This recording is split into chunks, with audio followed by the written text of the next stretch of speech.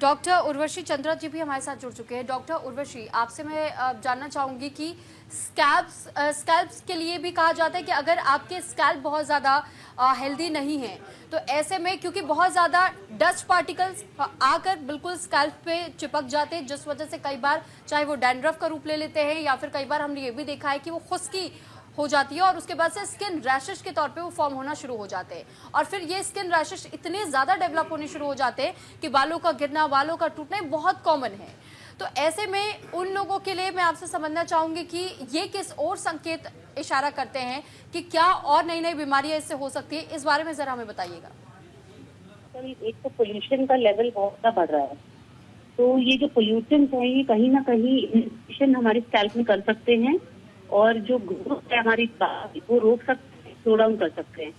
तो हमें ध्यान ये रखना है कि अगर हमारा बाहर का काम है तो वी शुड भी, हमें ज्यादा से ज्यादा अपना हेड वॉश करना चाहिए। बहुत लोगों का ये रहता है कि अगर हमारा ज्यादा हेयर फॉल हो रहा है तो हम हेड वॉश अपना कम करें, क्योंकि शैम्पू जब भी करते हैं तो हेयर फॉल बढ़ता है। बट हेयर फॉल और शैम्पू करने का कोई कनेक्शन नहीं है, क्योंकि हमारे रोज के एक फिक्स नंबर ऑफ हेयर झड़ने ही होते हैं। तो it is better to keep the scalp clean, ताकि हमारे जितना भी पोल्यूटेंट्स हैं, हमारे डस्ट पार्टिकल्स हैं, वो हमारे स्कैल्प से हट जाए। क्योंकि कहीं ना कहीं ये, ऑल्दो हमारे पास कोई साइंटिफिक एविडेंस इस चीज का नहीं है, बट कहीं ना कहीं ये स्कैल्प में कुछ रिएक्शन कर सकते हैं, किसी तरह से हमारे रूट्स को डैमेज कर सकते हैं। तो इट इज बेटर कि हम अपना स्कैल्प को क्लीन रखें और फ्रीक्वेंटली जितना हो सकता है, ऑयलीनेस पे डिपेंड करता है हमारे स्कैल्प के, उसको रेगुलरली हम वॉश करें। डॉक्टर उर्वशी, मैं आपसे समझना चाहूंगी, पहले के वक्त में जो बड़े बुजुर्ग हुआ करते थे वो अक्सर कहते थे कि यूं ही हमने धूप में घूम करके बाल सफ़ेद नहीं किए और उसे तजुर्बे से जोड़ा जाता था। लेकिन आज के वक्त में हम देख रहे हैं कि जो टीनेजर ग्रुप के जो बच्चे हैं उनके भी बाल सफ़ेद होने शुरू हो जाते हैं। क्या हम ये मान सकते हैं कि वो खान पीन में बदलाव, या फिर बहुत ज़्यादा अगर कोई हेयर ट्रीटमेंट्स ले रहा है, अलग अलग तरीके के प्रोडक्ट्स बार बार ट्राई कर रहा है, या फिर हेयर कलर्स का इस्तेमाल कर रहे हैं, या हम देखते हैं कि हर रोज़ अगर बालों में हीट दिया जा रहा है तो वो भी डैमेज करने के साथ साथ में और बालों को सफ़ेद करते हैं, क्या ये वाकई एक फैक्ट है? तो एक्चुअली हीटिंग का जो प्रोसेस है वो आपकी रूट्स को नुकसान नहीं कर सकता उतना, जितना कि आपके हेयर स्ट्रैंड को ये ड्राई कर सकता है और ब्रेक कर सकता है। तो हीटिंग का अगर हम बार बार कर रहे हैं, जैसे सैलून ट्रीटमेंट हो रहे हैं बहुत ज्यादा, केराटिन है, रिलैक्सिंग है, स्ट्रेटनिंग है, या घर में भी अगर हम बार बार रेगुलरली ड्रायर्स यूज कर रहे हैं या हीट स्ट्रेटनर्स यूज कर रहे हैं, तो इससे हमारा स्ट्रैंड काफी ज्यादा ब्रिटल, फ्रिजी, ड्राई और बहुत ही आसानी से टूटने वाला जैसा होता है वैसा हो सकता है जी। जो आपने हेयर ग्रेइंग का सवाल पूछा, तो हाँ ये बिल्कुल सही बात है कि आजकल 10 साल की आ रहे हैं हेयर ग्रेइंग की प्रॉब्लम लेके, और इसमें मल्टीपल फैक्टर्स है। सबसे पहला फैक्टर तो ये है कि जो डाइट है वो पहले के मुकाबले बहुत ज्यादा चेंज हो गया है बच्चों में और इनफैक्ट बड़ों में भी। तो बाहर का ज्यादा जंक फूड हो गया या पैकेट वाली चीजें हैं, प्रोसेस्ड फूड हैं, इन सबका यूजेज बहुत बढ़ गया है बच्चों में। फिजिकल एक्टिविटी कम हो गई है और घर में बैठना या स्क्रीन टाइम ज्यादा हो गया है, तो इस वजह से हार्मोनल चेंजेस हो रहे हैं। बाहर जाके जो धूप में खेलने वाला जो सिस्टम था वो बहुत कम हो गया बच्चों में, तो विटामिन डी की डेफिशिएंसी हो रही है। खाने पीने में कमी की वजह से न्यूट्रिशनल डेफिशिएंसीज हो रही हैं। स्लीप टाइम, सोने उठने का टाइम चेंज हो रहा है। तो ये सभी फैक्टर्स हैं जो ले दे के मिला के बच्चों में भी आजकल हम देख रहे हैं कि हेयर ग्रेइंग बहुत कॉमन हो गई है। तो मैं अपने पेशेंट्स को यही बोलती हूँ कि सबसे पहले जो हमें काम करना है वो लाइफस्टाइल मॉडिफिकेशन। बट उसकी जगह लोग गलती क्या करते हैं कि लोग सोचते हैं कि हम अपना हेयर शैम्पू चेंज कर लें, हम अपना कंडीशनर चेंज कर लें या कुछ ऊपर से ऑयल चेंज कर लें। जबकि फैक्ट ये है कि हेयर की जितनी भी समस्या हमारी, चाहे हेयर ग्रेइंग हो, हेयर फॉल है, हेयर थिनिंग है, इवन डैंड्रफ, ये सारे एक्सटर्नल से बहुत ज्यादा इंटरनल फैक्टर से कनेक्टेड है। तो सबसे पहले डाइट इंप्रूव करनी, लाइफस्टाइल इंप्रूव करनी।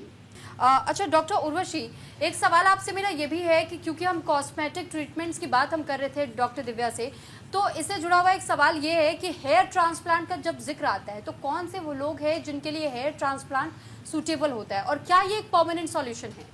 तो बेसिकली हेयर ट्रांसप्लांट जो है वो एक सिंपल सर्जरी है, जिसमें कि एक जगह से, यूजुअली बालों के पीछे वाला जो सिर के पीछे वाला हिस्सा होता है, यहाँ से हम जड़ें निकालते हैं और वहाँ डालते हैं जहाँ जड़ें बिल्कुल खत्म हो चुकी हैं।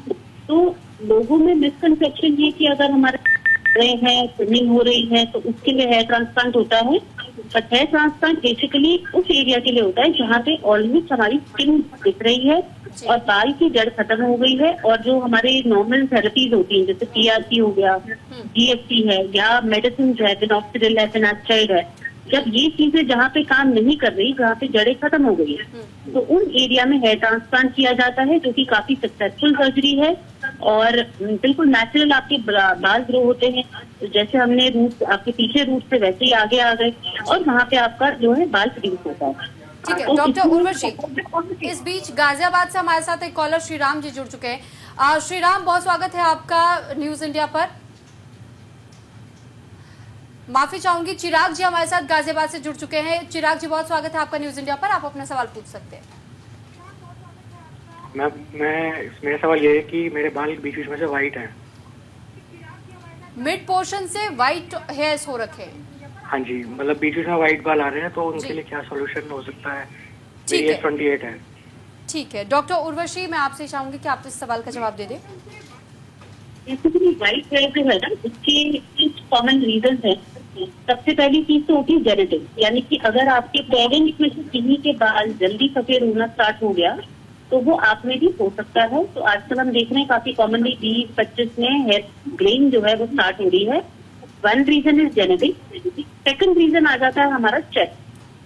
तो ये स्ट्रेस एक बहुत बड़ा फैक्टर आ जाता है हमारे हेयर ग्रेइंग में। थर्ड रीजन आ गया हमारा डाइट में अगर किसी भी तरह की कमी है, विटामिन की कमी है, मिनरल्स की कमी है, तो हमारी हेयर ग्रेइंग हो सकती है।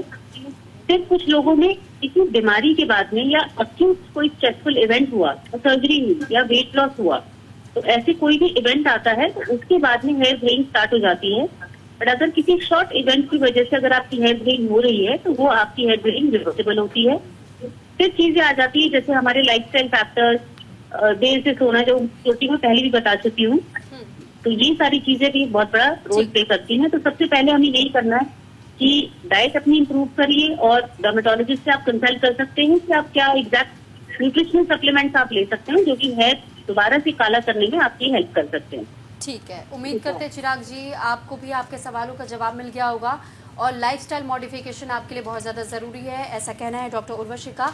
फिलहाल क्योंकि समय का थोड़ा अभाव है हमारे पास, तो आज के लिए हेल्दी इंडिया में हेयर केयर को लेकर के हमने चर्चा की, और हमारे साथ डॉक्टर दिव्या जैन जुड़ी, डॉक्टर सौरभ शिशिर अग्रवाल जी हमारे साथ जुड़े, डॉक्टर उर्वशी चंद्रा जी हमारे साथ जुड़ी, और डॉक्टर संदीप गुप्ता जी हमारे साथ जुड़े। आप सभी डॉक्टर्स का बहुत धन्यवाद हमारे साथ जुड़ने के लिए, हमारे और हमारे दर्शकों के सवालों का जवाब देने के लिए।